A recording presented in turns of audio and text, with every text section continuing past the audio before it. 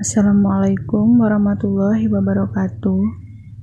Kami dari kelompok 9 akan mempresentasikan tentang uji asumsi klasik. Sebelum lanjut ke materi, perkenalkan dulu, nama saya Evelia Sari dan dekan saya Ani Farida.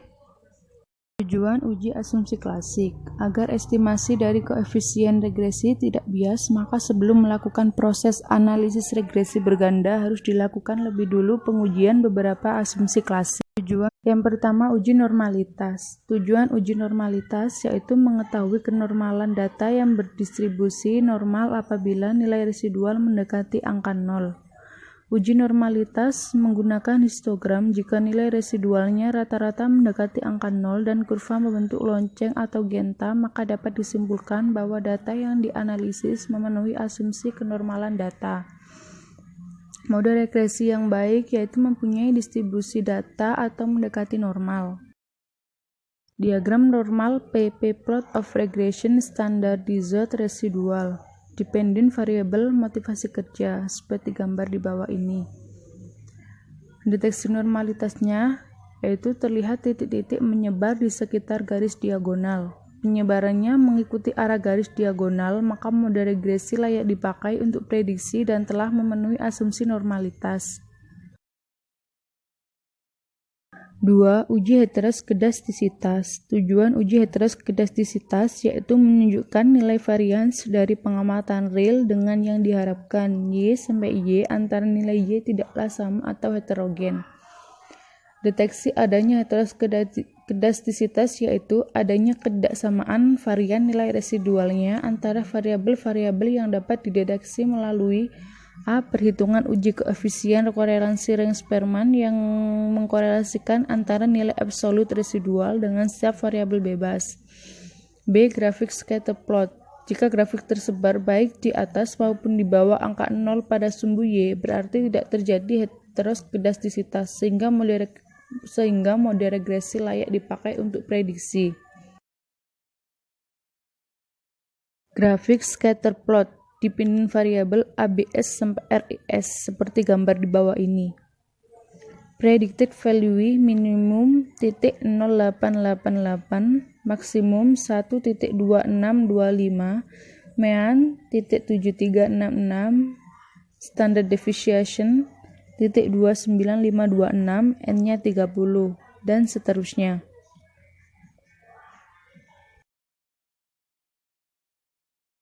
Arti grafik.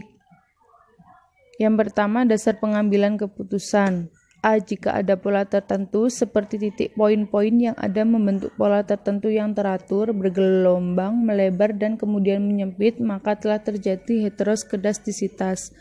B. Jika tidak ada pola yang jelas serta titik menyebar di atas dan di bawah angka 0 pada sumbu Y, maka tidak terjadi heteroskedastisitas.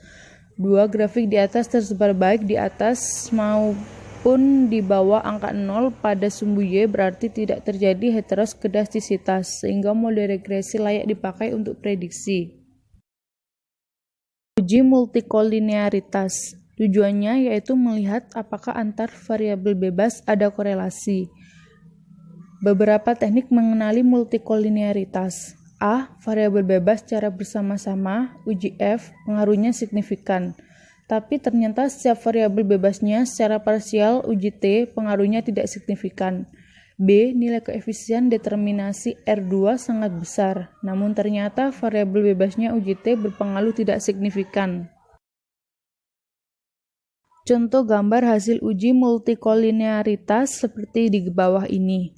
Model 1 consta, standardized coefficient B 5108, standard errornya 2422, standardized coefficient beta titik 292, t-nya 2109, sigmanya titik 045, collinearity statis tolerance-nya titik 256, VIF-nya 3910, dan seterusnya. Deteksi multikolinearitas.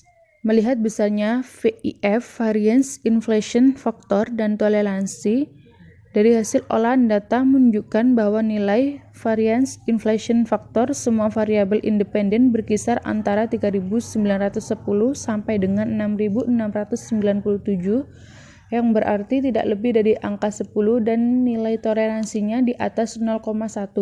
Artinya tidak terjadi gejala multikolinearitas dalam mode regresi yang digunakan. Uji linearitas. 1. Tujuannya untuk mengetahui hubungan antara variabel bebas dengan variabel terikat yang mempunyai fungsi linear atau tidak. 2. Linearitas dilakukan melalui scan pole atau diagram pancar. Variabel bebas terdapat variabel terikat terpenuhi jika di antara nilai residual dan nilai prediksinya tidak membentuk pola tertentu atau acak, sehingga dapat dikatakan bahwa model regresi dalam penelitian ini telah memenuhi asumsi linearitas. 5. Uji autokorelasi. 1. Autokorelasi merupakan kolerasi antara anggota observasi yang disusun menurut urutan waktu. 2. Tujuannya untuk menguji suatu model regresi linear apakah terdapat kolerasi antara residual atau kesalahan pengguna dari suatu periode ke periode lainnya. Uji Durbin-Wasson. Salah satu cara yang umum digunakan untuk mendekati adanya autokorelasi dalam regresi linier berganda adalah dengan uji Durbin-Wasson atau DW. Suatu model regresi dinyatakan tidak terdapat permasalahan autokorelasi apabila yang sudah dituliskan seperti di PPT, di mana D nilai Durbin-Wasson hitung DU sama dengan nilai batas atas atau up Durbin-Wasson table. Beberapa penyebab autokorelasi. 1. Kelembaban biasanya terjadi dalam fenomena ekonomi di mana sesuatu akan mempengaruhi suatu mengikuti siklus bisnis atau saling kait-mengkait. 2. Terjadi bias. Dalam spesifikasi, yaitu ada beberapa variabel yang tidak termasuk dalam model. 3. Bentuk fungsi yang digunakan tidak tepat, seperti mestinya dibentuk non-linier digunakan linier atau sebaliknya. Deteksi autokorelasi. Deteksi autokorelasi dapat dilihat dari nilai Durbin-Wasson atau DW. Dasar kriteria mengenai angka DW untuk mendeteksi autokorelasi yaitu A. Angka DW di bawah min 2 berarti terjadi korelasi positif. B. Angka DW di bawah min 2 sampai plus 2 berarti tidak terjadi korelasi. C. Angka DW di atas plus 2 berarti terjadi korelasi negatif. Contoh gambar hasil uji autokorelasi seperti pada gambar. A. Periode konstan penelitian mutasi promosi. B. Departemen variabel motivasi kerja. Maka hasil pada model Summer menunjukkan nilai DW sama dengan 1707, berarti berada di antara min 2 sampai plus 2.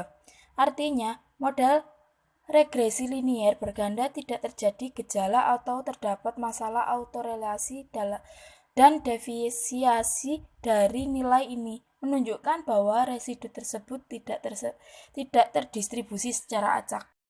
Uji asumsi dengan SPSS. 1.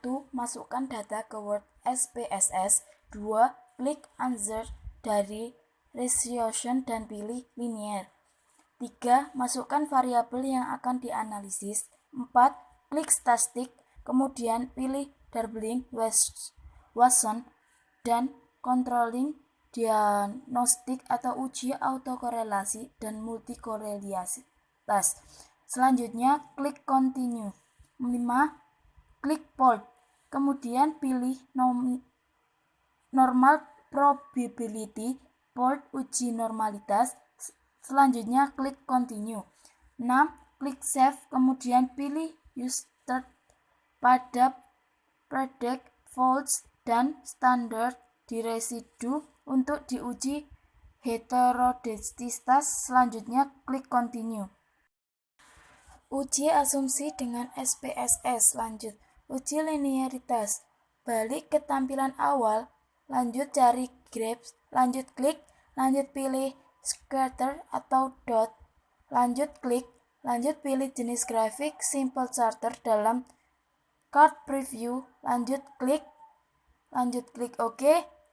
Setelah gambar keluar, double klik pada gambar, lanjut tekan Add Fit Line Add Total di Chart Editor, double klik, lanjut close. Thanks. Any question?